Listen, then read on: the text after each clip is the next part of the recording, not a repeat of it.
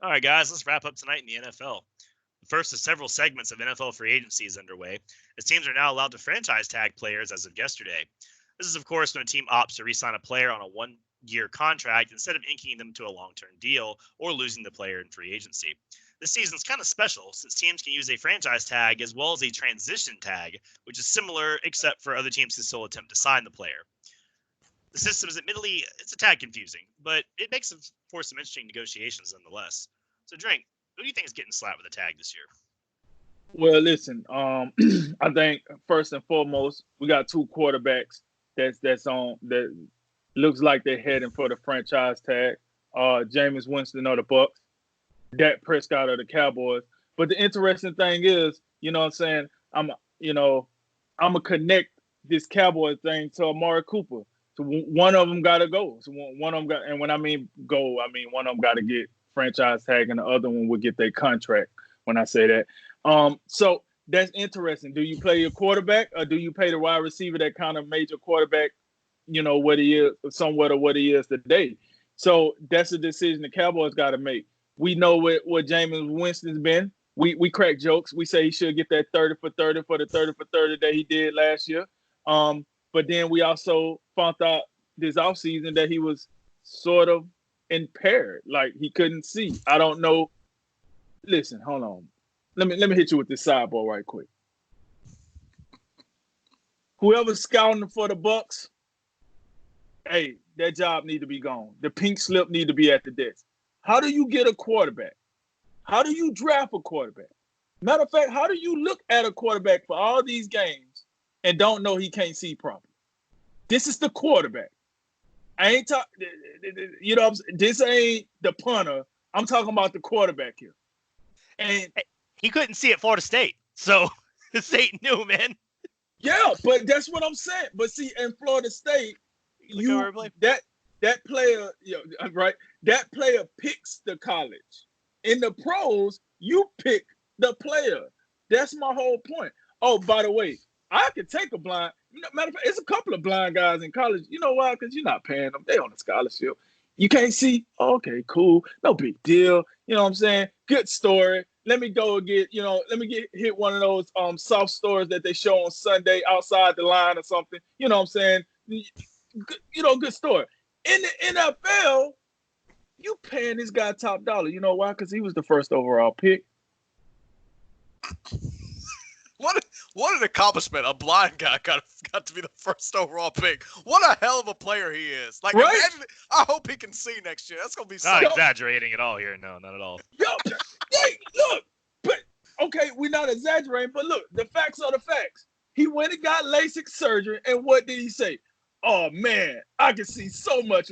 I don't know if he's being sarcastic or what. Then, when I thought he was being sarcastic, what happened? Bruce Arians came out and said, yeah, I think he can see better. What? These scouts need to come see me. Come holler at your boy.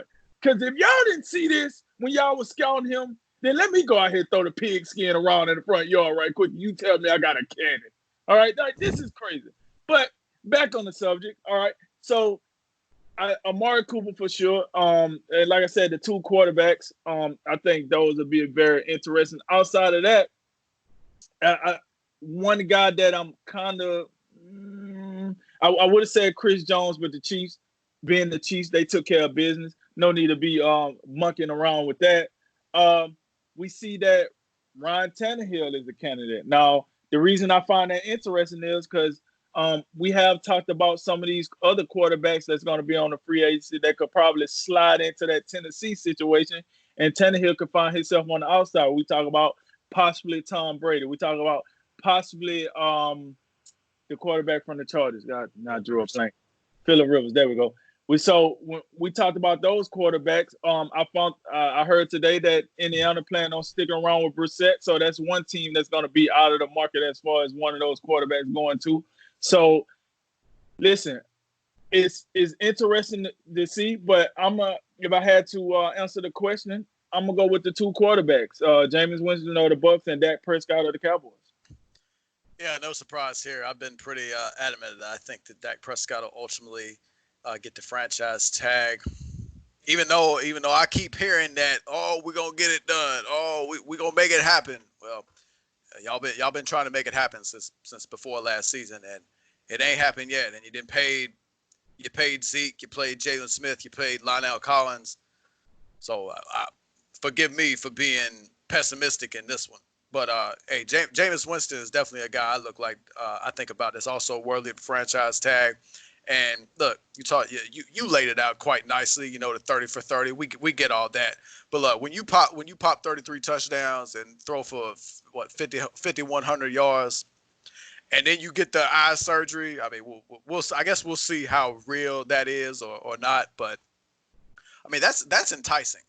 That's got to be enticing for a guy like Bruce Arians. Obviously, it's got to be frustrating when you throw that many interceptions. And he came out there and said, yeah, I think there was 10 of those probably weren't his fault. Well, I mean, you still got 20 out there. I mean, that's still a lot. Even that's still 20 is still a lot. So I think, but Jameis Winston, I think it's a classic situation where you bring him back on a 1-year deal, and you try to fix that decision making. I think there's still, I mean, that's the biggest problem right now. I think, and Tampa Bay won 7 games last year. They won 7 games with a guy giving the ball away 30 times. That in itself is incredible. You think about it, you slash him interceptions in half, the Bucs could have something cooking down there. I mean, you got a great wide receiving core. You'd probably like to have a little more juice in the backfield. And defensively, you got some things working, and that leads me to another guy. You talked about the rule change this year, at least for this year. You got the franchise, and you can use a transition tag. Normally, it's just you use one or the other. But hey, Shaq Barrett, a guy out there, led the league in sacks this year, if I'm not mistaken. He's a guy. If you're not on the same page as far as a long-term deal, hey, you hit Jameis with the franchise, you hit Shaq with the transition tag. He's a guy who came over from the Denver Broncos. He was in a reserve role for many years behind the likes of Von Miller, Bradley Chubb. So, Hey Jay, if you don't mind, could you explain the difference between the two tags?